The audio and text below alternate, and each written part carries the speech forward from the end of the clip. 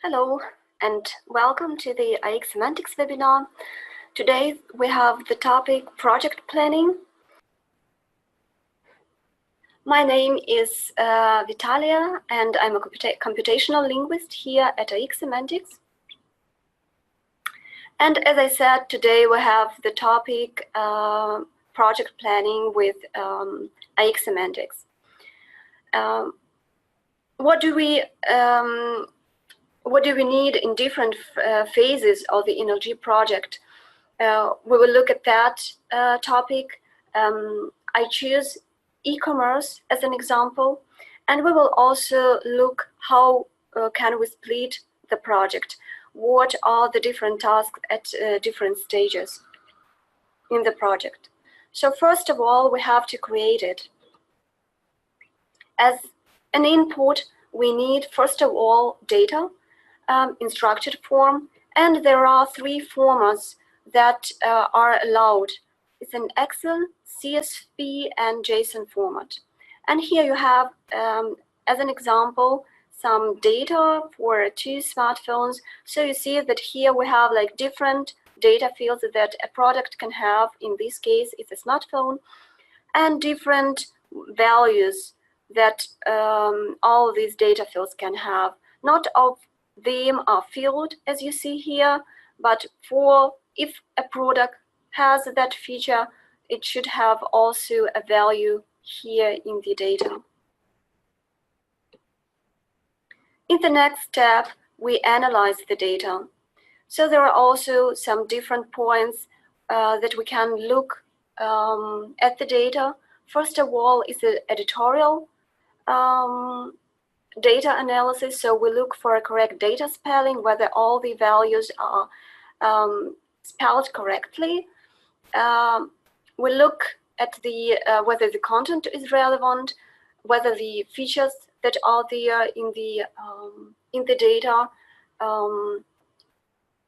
are the features that we want also describe in the text.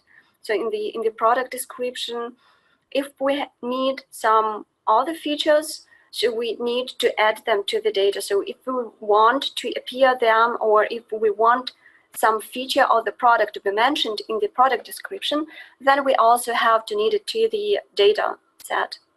And we also look whether all the data fields are filled good. As I said, it's not necessarily that every product has every feature, but if the product has it, so it should be also in the data. Because if a product has only a few features, or if only 1 or 2 data fields are filled with some values, then the text will be pretty short for that product. So we should look for the so that the data fields have also the values that they can have for the product. And we look also at the data from the technical point of view. So we look whether all the data fields, whether they have whether they are uniform, whether they have the lemma of the word. For example, not some declined word with some additional suffixes or endings, but the word how it should be in the lexicon. We also look at the point of view whether it can be processed with machine. So whether, for example, different data fields have the same measurement unit. For example, if we have only a number in the data field for the weight, then we should take into account that it can be grams or milligrams or kilograms. So this value should be in one measurement unit, so to say. It should be grams or kilograms if it's only a number, because otherwise we do not know what measurement unit it is exactly. And for example, for lists, if we have in the data some list with elements, so they have where they need some delimiter that we do not use as a syntactic sign. For example, the best thing here is, for example, to use as a delimiter a pipe and not a comma, because comma can also belong to the value, so it can belong to the element in this list. If we have, for example, different features of the products, and there are, for example, some phrases but it belongs together, it can be separated with comma, but for all the elements, it's better to divide them with pipes. After we analyze the data, we create a text concept. How do we do that? So we take one product from our data set and write a text for that product where we described all the features that product can have. And then we extend it with different other features that some other products in the data set have. And then we go to the software and create the project in the software. There are different modes in the software where we can analyze the data, transform it, and where we can write statements. So if we create a text concept, so we have already all our statements, so we know what we are going to write about. So we have all our statements that we implement in the write mode, where we described all the product's features. We go to the analyze mode, and there we can analyze the data and create automatically data nodes.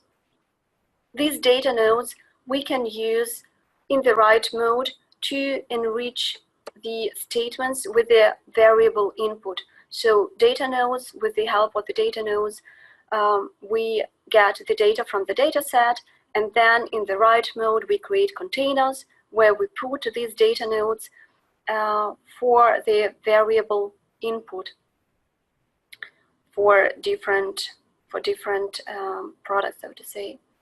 We can also create different conditions to interpret the features. So we can create different phrases. For example, if smartphone has a big screen, so if, for example, it's larger than 5 inches, we can say this model belongs, this smartphone belongs to big models. Or if it's smaller than 5 inches, we say it belongs to small models.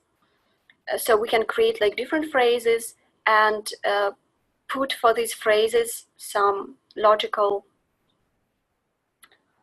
decisions or logical conditions to appear these phrases only if we have some specific numbers or specific values in the data. We can also create different triggers for sentences to appear. If we create for different, for example, storage space, we create different sentences for small, large, or middle.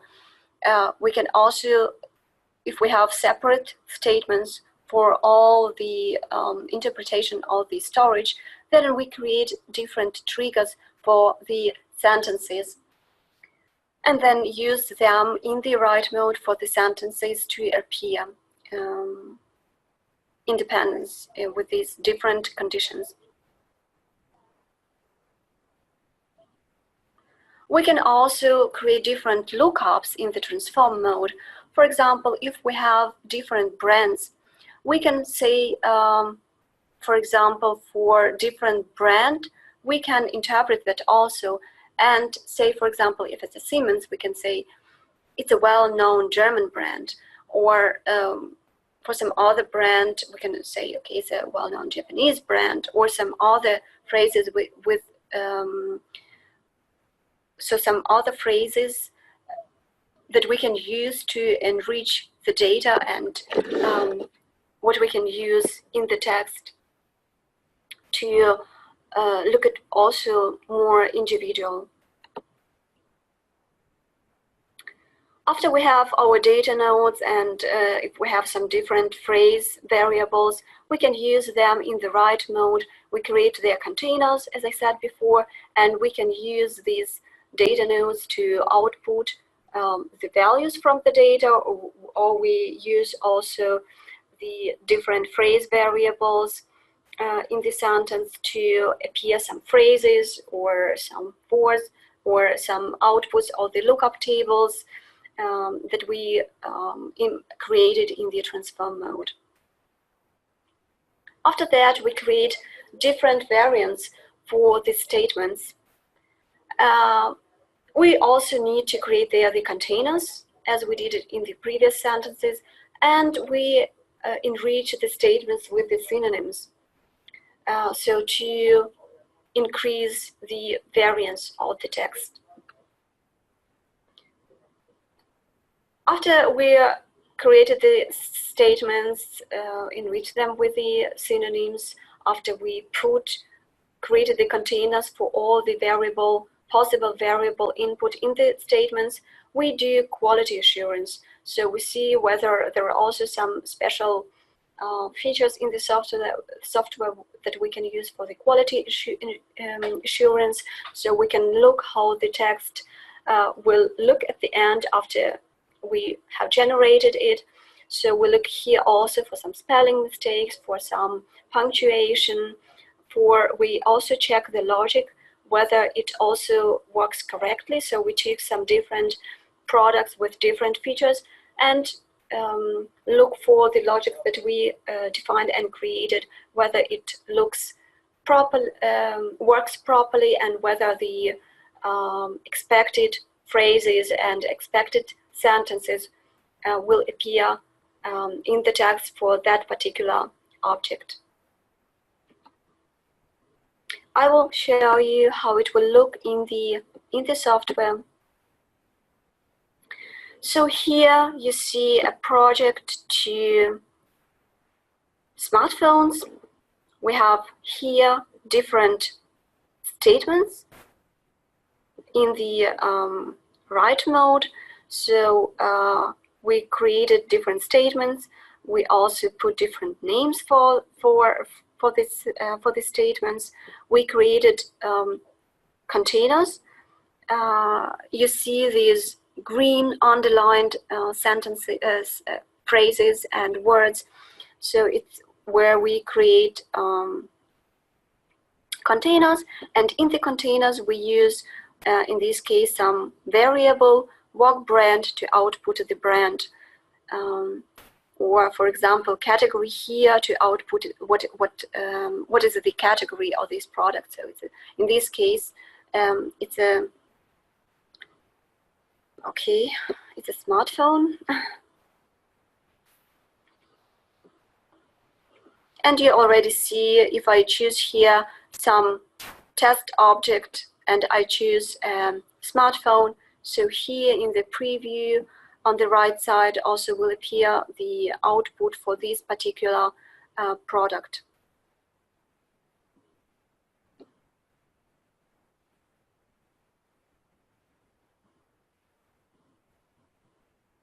Here we can also add some synonyms for the words or phrases that we do not use, like some variable input. To increase the variance, we can create synonyms for that. And all these sentences will appear in the sentence order as we put it here in the story planner. We have here 2 stories for smartphones, and the order how they will appear is here in the. So you can see it here, the order of the sentences, how it will appear. In the second story, we change a little bit the order. You can do it very simple, just with drag and drop, how you can change the order of the sentences. You can also create more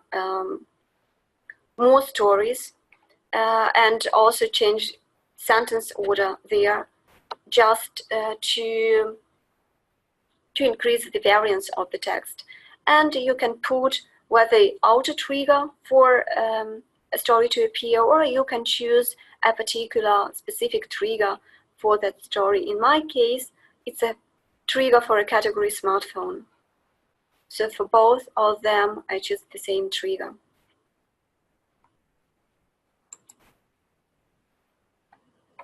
And you create more statements here with plus. So just the variants, all the statements, and here with the plus you can create more statements. It's a write mode. As I said, there are also some two other modes that are also very important, because it's actually where we create our project, analyze the data and create data nodes. We can here under analyze. So here I have my collection with the data for smartphones. I can analyze it and I can create data node just with clicking the button add data node, and it will be created automatically, and you can see it here in the transform mode. Here we see right now the one for brand. In the review, you can look how your text will look like. So here you have the list of the test objects. Under data sources, you can choose even more. In my case, I have chosen already all of them, just clicking here on the star.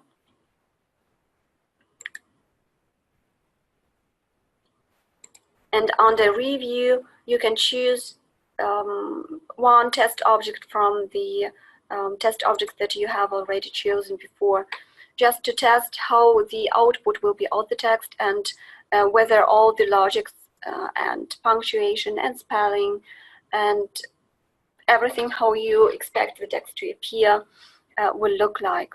So you can see the expected text output here on the review. To generate your text, you can under results, just clicking on generate, or you can generate all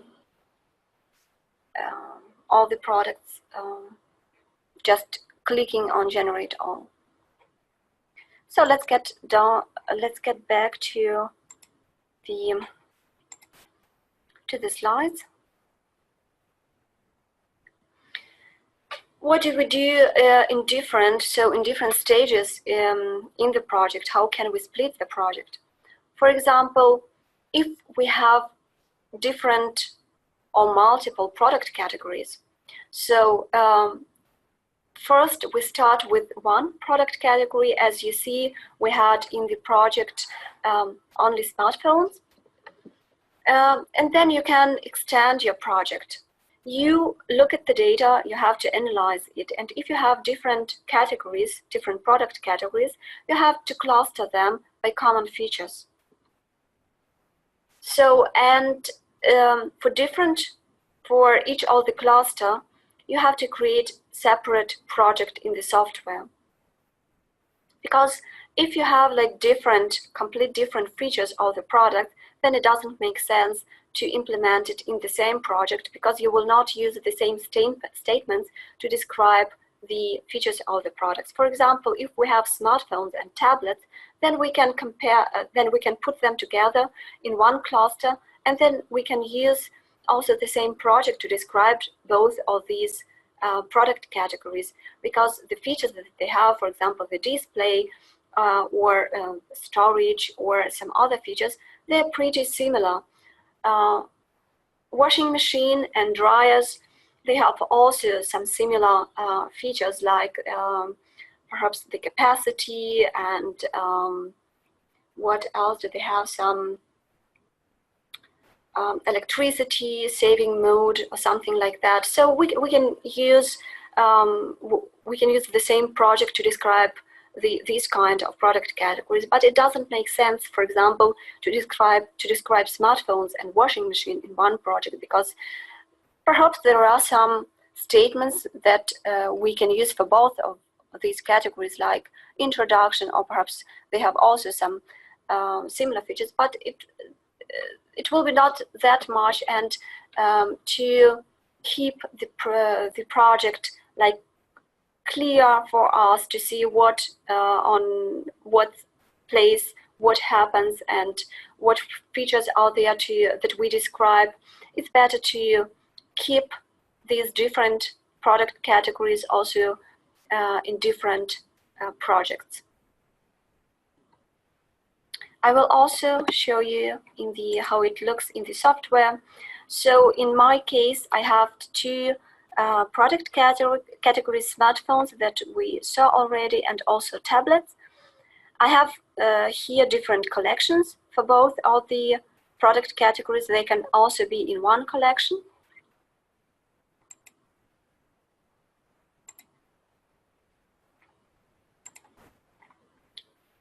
And how can we implement it here in the software? We can just divide different sentences, different statements that we use for different product categories, in this case, in different stories. In the story planner for the smartphone, we use these statements. Here you see that we use like introduction, processor, storage, display size, and call to action for the smartphones. And for tablets, we use like the same introduction, but there are also some other statements that we use particularly for tablets. For example, keyboard or RAM, for example, we use that only for tablets.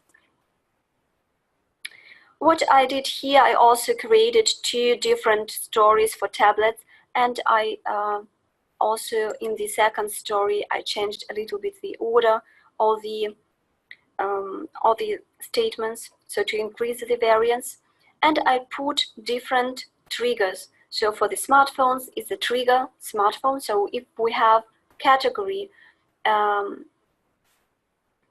smartphone in the data, then one of these stories will be outputted. And if we have one of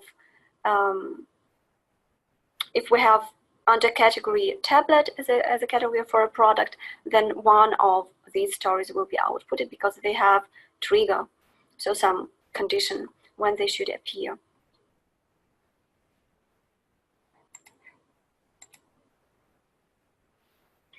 There are also some moments that we have also taken into account if we have a project here with Semantics. What if the data? What if we created our project? If we even after we have generated the content for the product, we get new data. So we get new products. What should we take into account and think about? What should we change, for example, in the project?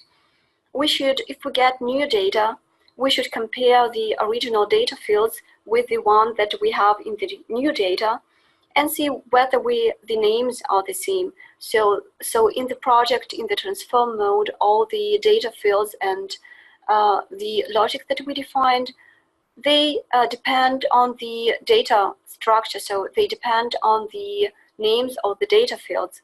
So we should compare and make sure that they are the same, or then we have to change adjust the logic in the project. And if we have, for example, some additional data field, perhaps we also need to create new statements if we want to describe that features. If we do not have it if we do not have it yet in the statements, then we have to create it.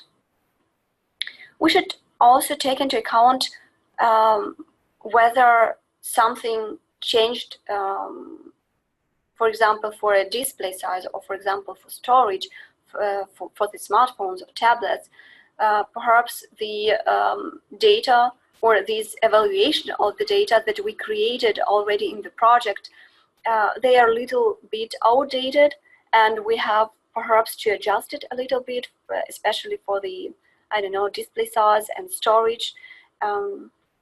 So just to keep that values also updated. And in case we have multilingual projects, for example, if we have we want to create the content in different languages for our products, what do we need to do in that case? So first of all, we need to create different collections for all the languages. And then we can also, if we have created an additional collection for the next language, we can also choose it in the software, and we can create also statements in that language. If we have already statements, as for example in the project that I have showed you, for example for smartphones, then we can just create one more collection, for example with the data with German, with a collection for German language, or with collection for Italian or Dutch language, and then we can translate our statements into these languages. The logic that we have there, we can use also for other languages. That's why we say we do not need to invest that much time for other languages, for additional languages, as in the beginning for the creation of the project in the beginning. To generate content in different languages, we do not necessarily need the data in all these languages. So we need collection, but it can be the same language. In the software, it's possible to translate the values, for example, with lookups or with some different methods. And for example, if these are numbers, we do not need to translate them at all. We just can already use the logic that we created to output the data, and also logic that we created to interpret the data. We can also use it in the statements for other languages.